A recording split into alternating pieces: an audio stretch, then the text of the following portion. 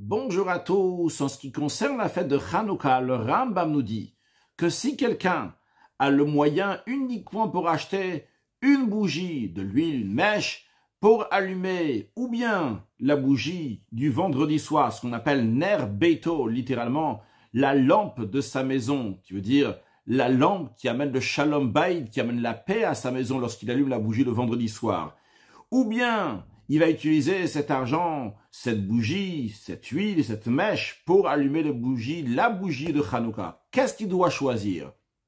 Eh bien, le Rambam nous dit que la loi, elle est Ner Beito Kodem, que la bougie de Shabbat du vendredi soir passe avant. Pourquoi? Parce que cette bougie-là est là pour le Shalom Bayit, pour la paix à la maison. Et le Rambam conclut en disant que Gadol Shalom, la paix est très grande, très importante, car toute la Torah a été donnée pour faire la paix dans le monde. Ça, c'est les mots du Rambam. Le Rabbi demande, première question, pourquoi le Rambam nous parle de la grandeur, de l'importance de la paix dans les lois de Hanouka particulièrement? Le Rambam aurait pu faire ça dans beaucoup d'autres halachot qui avant, dans d'autres lois, dans d'autres thèmes de halachot, de lequel ça correspond aussi le sujet de Shalom. Pourquoi spécialement dans le thème de Hanouka, c'est là que le Rambam nous parle de l'importance du Shalom? Ça, c'est la première question. La deuxième question que le Rabbi nous demande, c'est qu'a priori, cette halacha, cette loi qui nous parle de la bougie de Shabbat, ou bien la bougie de Hanouka, que la bougie de Shabbat passe avant celle de Hanouka, ça aurait dû être écrit dans les lois de Shabbat, non pas dans les lois de Hanouka, dans les lois de Shabbat. Là-bas, le Rambam aurait pu rajouter que Gadol Shalom, que la paix est très importante.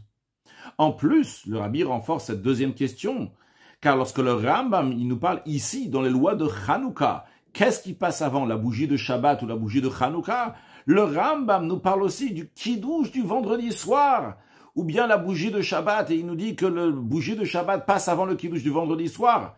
Donc, a priori, ça aurait dû être dans les lois de Shabbat qu'on aurait dû en discuter, non pas dans les lois de Hanouka, que dans les lois de Hanouka, c'est pas le lieu de parler du Kiddush, du Shabbat et les bougies de Shabbat. Pour expliquer cela, le Rabbi va nous expliquer le sens profond des bougies de Hanouka, et après on aura la réponse à nos questions. Le Rabbi dit qu'on a déjà expliqué plusieurs fois les différences qu'il y a entre les bougies du temple et les bougies de Hanouka. Les bougies du temple, on les allumait à l'intérieur du temple. Et on les allumait lorsqu'il faisait jour. Donc 2 points, à l'intérieur et lorsqu'il faisait jour. En revanche, les bougies de Hanouka doivent être allumées al petach beto mibachutz, sur la porte de sa maison, donc à l'extérieur. Ça c'est 1, donc pas à l'intérieur mais à l'extérieur. Et de 2, on les allume, mishitishka chama, lorsque le soleil se couche. Qu'est-ce que cela représente spirituellement? Les bougies du temple étaient allumées dans un endroit qu'il y avait éclairé un dévoilement divin. Le voile du monde n'existait pas dans le temple. Mais lorsque les Grecs sont rentrés dans le temple, ils ont souillé le temple. Eh bien, à ce moment-là, le culte du temple a dû s'arrêter en général, et particulièrement l'allumage des bougies de la menorah du candélabre ne pouvait plus être allumé. C'était un contexte dans lequel il n'y a que de la gdoucha, de la sainteté. Dès qu'il y a quelque chose qui ne correspond pas, ça y est, ça s'arrête. En revanche, la nouveauté, la particularité de des bougies de Hanouka, c'est qu'ils éclairent même l'extérieur, même l'obscurité de la nuit, même l'obscurité de l'exil, à tel point que ça annule toutes les forces du mal.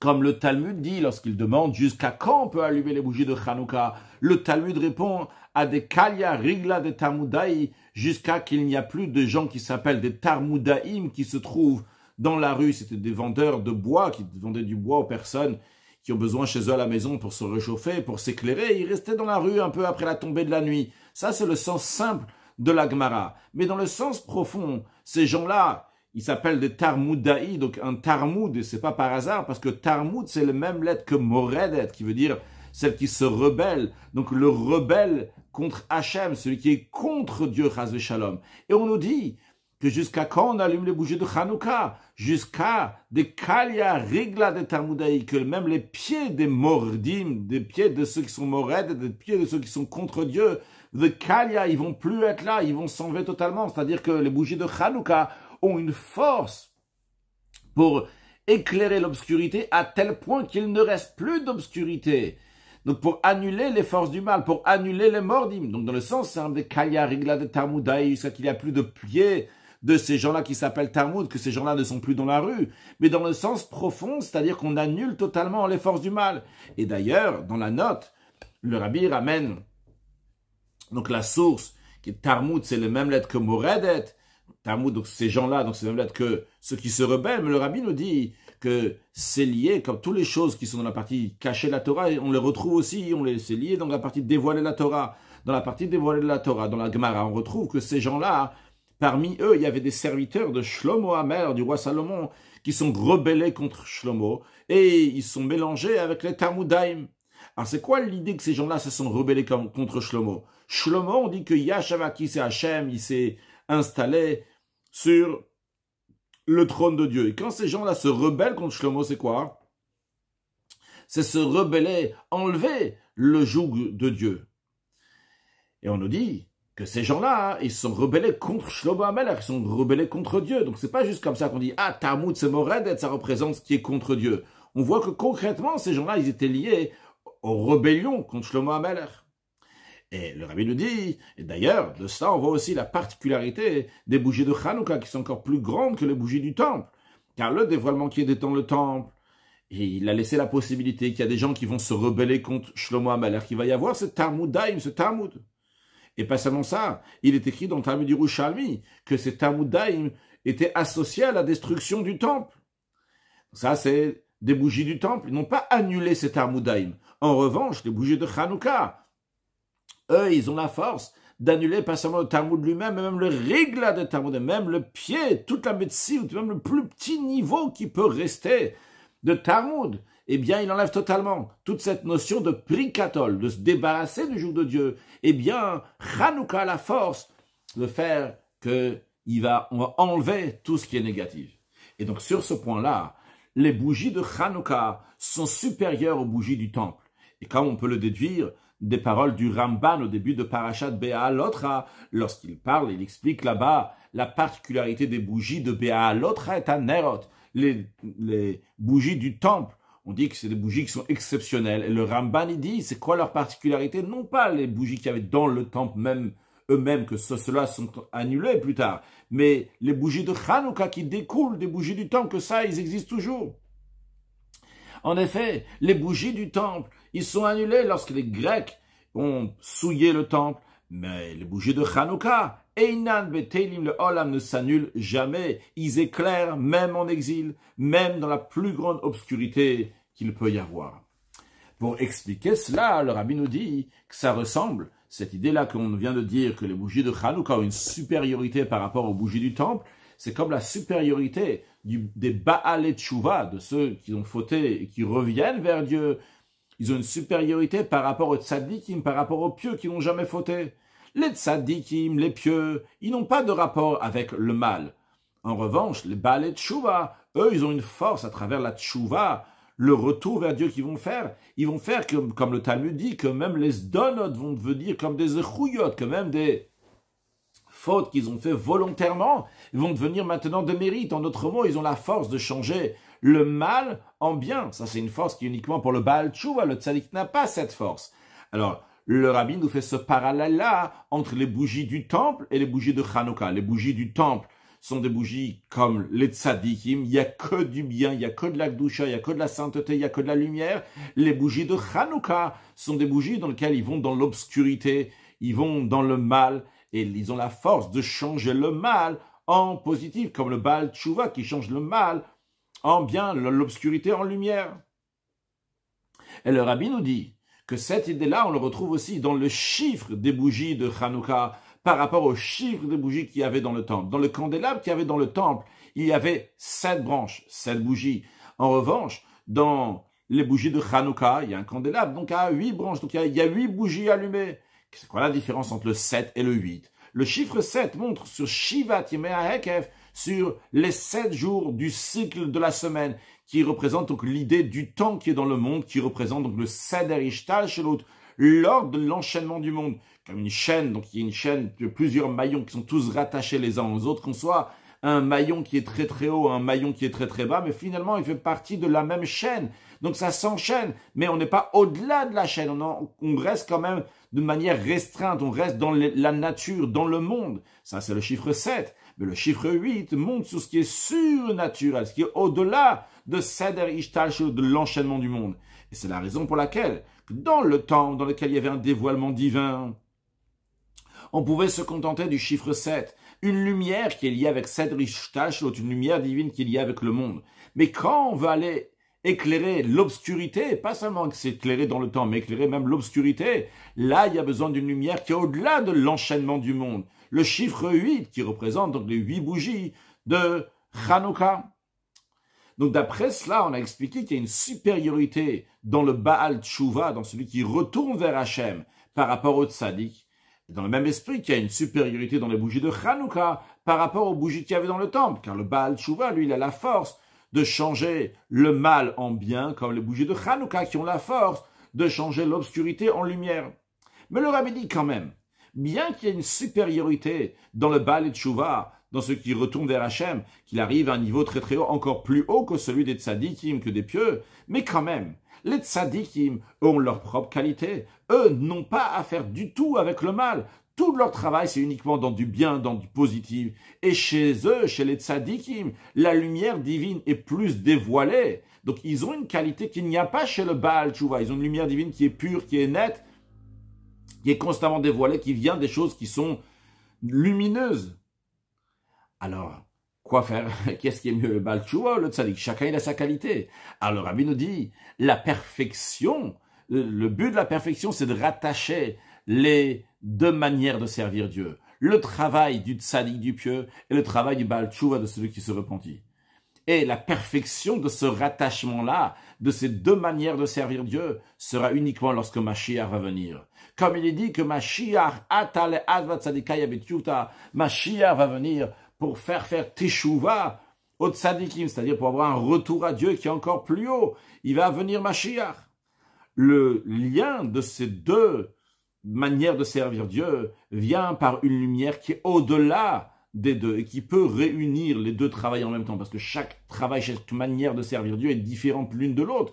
Comment est-ce possible que les deux vont être chez la même personne? C'est uniquement lorsqu'il y a une lumière divine qui est au-delà aussi bien de la lumière divine du tzaddik, aussi bien de la lumière divine du Baal Tshuva, et qui peut rattacher ces deux lumières divines qui sont tout à fait différentes l'une de l'autre. Et c'est ce qui va se dévoiler lorsque Mashiach va venir.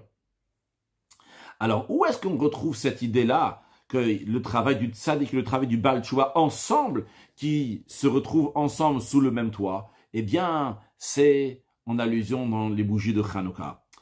Les bougies de Hanouka eux-mêmes, eux sont là pour éclairer même l'obscurité, la nuit, même l'exil. Mais d'où ils viennent, d'où ils découlent? Ils découlent du miracle qui s'est passé dans le Beth Amikdash, dans le temple. Pourquoi on allume les bougies de Hanouka? C'était institué en souvenir par le miracle qu'il y a eu dans le temple. Donc ces bougies de Hanouka ont un lien avec les bougies du Beth Amikdash. Donc ils ont aussi bien la qualité de ces bougies donc, de Hanouka qui sont comme le Baal Tshuva qui éclairent l'obscurité, mais ils ont aussi la qualité donc du Beth Amikdash, du temple, le travail du tzaddik, cette lumière divine qui est claire, qui est nette, qui est uniquement dans du positif, vu que les bougies de Hanouka découlent des bougies qu'il y avait dans le temple. Donc ici, on a un lien entre les bougies du temple et les bougies de Hanouka, entre le travail du tzaddik et le travail du Baal Tshuva, sont liés ensemble. D'après cela, le Rabbi nous dit que, on a parlé tout à l'heure du chiffre 8, on a dit que le chiffre 8 représente sur ce qui est au-delà de la nature. Mais ici, en vérité, on a plus que ça. Et tout d'abord, le Rabbi nous dit, en ce qui concerne le chiffre 8 de ces bougies de Hanouka, qui dévoile, donc c'est lié avec le dévoilement des temps futurs. Comme on retrouve à propos de la harpe qu'il va y avoir à l'époque messianique, on nous dit qu'elle sera de 8 cordes, contrairement à la harpe qu'il y avait dans le temple qui avait seulement 7 cordes. Qu'est-ce que cela représente? Que dans le temple, dans le passé, il y avait un dévoilement divin qui est lié avec 7, avec le monde, avec Seder Ishtalshu de l'enchaînement du monde. En revanche, lorsque Mashiach va venir, il y aura le chiffre 8. Alors, le chiffre 8, comme on l'a expliqué jusqu'à présent, c'est un chiffre qui est au-delà de l'ordre de l'enchaînement du monde. Mais le Rabbi nous dit en vérité, c'est plus que ça. C'est pas juste que c'est au-delà de l'enchaînement du monde. Ici, le chiffre 8 représente le Hatzmut, l'essence de Dieu qui se dévoile, qui est la vraie notion de blivut d'illimité, dans le sens qui peut rattacher même des choses qui sont contradictoires. Rattacher le travail du tzaddik, qui représente un travail qui est avec Ishtal Shelut, l'enchaînement du monde avec le chiffre 7, avec le temple, et le travail du Baal Tshuva, donc qui est au-delà de l'enchaînement du monde, comme les bougies de Hanouka. C'est-à-dire, pour pouvoir rattacher deux choses qui sont contradictoires, il y a besoin d'une force qui est au-delà des deux. Alors, pour rattacher le travail du tzaddik et du Baal Tshuva, il y a besoin de Hatzon, de l'essence de Dieu, qui peut rattacher même des choses qui sont contradictoires. Et vu que les bougies de Hanouka découlent des bougies du temple, donc ils ont un lien ici entre les bougies de Hanouka, qui est le travail du Baal Tshuva, et les bougies du temple, qui est le travail du tzaddik. Alors, il y a besoin de Hatzon, de l'essence de Dieu, qui rattache les deux. Donc, quand on parle du chiffre 8 à Hanouka, c'est pas juste le chiffre 8 qui représente juste ce qui est au-delà de Seder Ishtash, au-delà de l'enchaînement du monde, mais il s'agit de Hatzmut, de l'essence de Dieu, qui est le vrai illimité, qui peut rattacher même des choses qui sont contradictoires. Donc, en deux mots, ce que le rabbi nous a dit jusqu'à présent, c'est que les bougies de Hanouka sont exceptionnelles. Ce sont des bougies qui ont la force de rattacher aussi bien le travail du Baal Tshuva et aussi bien le travail du Tzaddik. C'est-à-dire, essentiellement, les bougies de Hanouka représentent le travail du Baal Tshuva, qui va dans l'obscurité, qui était dans l'obscurité et qui ramène de la lumière, qui change l'obscurité en lumière, qui change le mal en bien. C'est ce qui représente les bougies de Hanouka. Mais les bougies de Hanouka n'ont pas seulement la qualité du Baal Tshuva, mais ils ont aussi la qualité du Tzaddik, ils sont aussi rattachés à cette qualité du Tzaddik, vu qu'ils découlent des bougies qu'il y avait dans le temple, qui représentent le travail du Tzaddik, dans le temple dans lequel il n'y avait que du bien, que du positif, que de la lumière. Basé sur tout cela, sur l'explication de la particularité des bougies de Hanouka, le Rabbi revient pour nous répondre à nos questions. Basé sur cela, on va comprendre ce que le Rambam, quand il parle de la grandeur, de l'importance de la paix, où est-ce qu'il le dit? C'est à propos dans les lois de Hanouka particulièrement. Pourquoi? Parce que quand on parle du shalom, la paix, ça veut dire qu'on va rattacher deux choses qui sont contradictoires, qui sont en controverse, qui sont en désaccord l'un à l'autre, et quand même on va les rattacher. Maintenant, quand on parle des choses qui ne sont pas d'accord entre eux, qui sont en désaccord, eh bien, il y a plusieurs niveaux de désaccord qui ne sont pas les mêmes. En ce qui nous concerne, nous avons les bougies de Shabbat et nous avons les bougies de Hanouka. Les bougies de Shabbat sont pour rattacher la maison, pour faire le shalom à la maison entre l'homme et la femme, pour faire que Veshachanti betocham, que Dieu va résider dans le foyer du juif. Eh bien, il y a besoin qu'il va y avoir un shalom, on va tout rassembler ce qui est dans cette maison pour qu'il y ait le shalom. La femme est appelée, par rapport à l'homme, le Ezer Kenegdo, l'aide contre lui. Donc la femme peut être Kenegdo, contre l'homme, peut être Ezer, peut être un aide.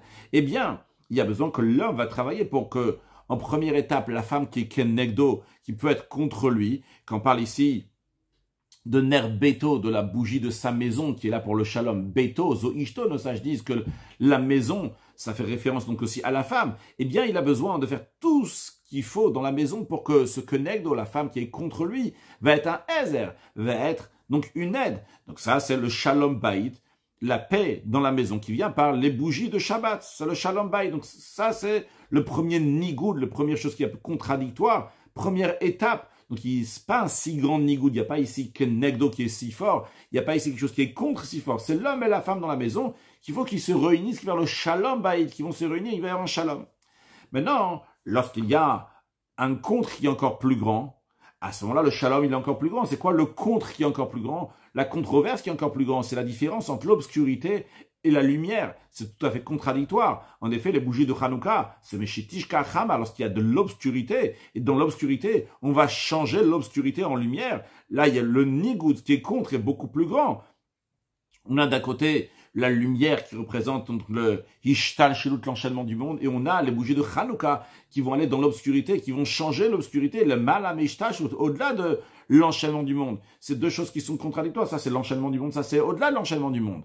Eh bien, on dit justement, ça c'est Hanouka. Hanouka, le controverse est beaucoup plus grand. On a ici le travail de Tchouva, parce qu'on a dit qu'en première étape, qu'est-ce que représentent les bougies de Hanouka? C'est d'éclairer l'obscurité, que l'obscurité elle-même va éclairer. Donc on a des choses qui sont complètement contradictoires et ils vont s'unir avec la divinité extraordinaire. Donc un shalom, il est beaucoup plus grand. Et pas seulement ça, on a dit qu'en plus que les bougies de Hanouka représentent changer l'obscurité en lumière, mais en plus de ça, il rattache le travail des tzadikim avec les Baal et Tchouva. Il rattache le travail des pieux avec les Baal Tchouva, parce que on a dit que les bougies de Hanouka découlent du temple. Donc, ils font un lien entre Ishtal Shilot et au-delà de Ishtal Shilot, entre l'enchaînement du monde et ce qui est au-delà de l'enchaînement du monde. Donc, c'est un shalom qui est beaucoup plus fort. Alors, ça, c'est ce que représentent les bougies de Hanouka. Donc, c'est-à-dire, nous avons un shalom qui est des choses qui sont contradictoires, mais pas si contradictoires que ça, et qu'on amène le shalom. C'est quoi? C'est les bougies de Shabbat qui amènent le shalom entre l'homme et la femme.